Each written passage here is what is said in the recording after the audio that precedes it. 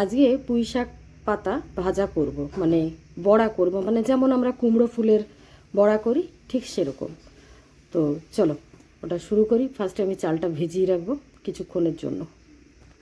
এটা কিন্তু আতপ চাল, আর এটা 1 ঘন্টার জন্য ভিজিয়ে রাখবো। ধুয়ে নিয়েছি ভালো করে। আর এই পুঁই শাকের পাতাগুলো আমি সব আস্তে আস্তে ছিঁড়ে ছিঁড়ে নিয়ে নেব, তারপর ধুয়ে নেব। চালটা ভেজানো হয়ে গেছে, এবার মিক্সিতে দিয়ে এই চালটাকে পুরো 2টো কাঁচা লঙ্কা দিয়ে বাটবো। বেটে নিয়েছি চালটাকে। এবার দেবো সামান্য একটু হলুদ, সামান্য একটু লঙ্কার গুঁড়ো, স্বাদ অনুযায়ী নুন।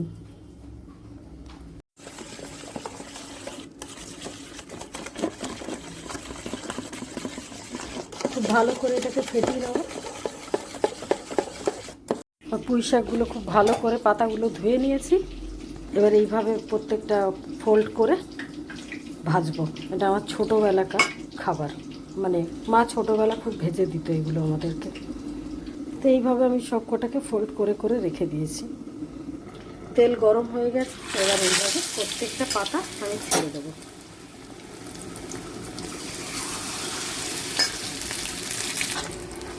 আর একটা পিঠ আমি উল্টে দেবো।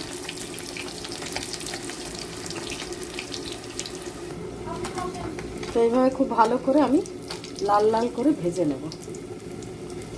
এবার আমি তুলে নেব সব, তেল ঝরিয়ে, কারণ প্রচুর তেল থাকে এতে, সেটা আমি ঝরিয়ে তুলে নেব।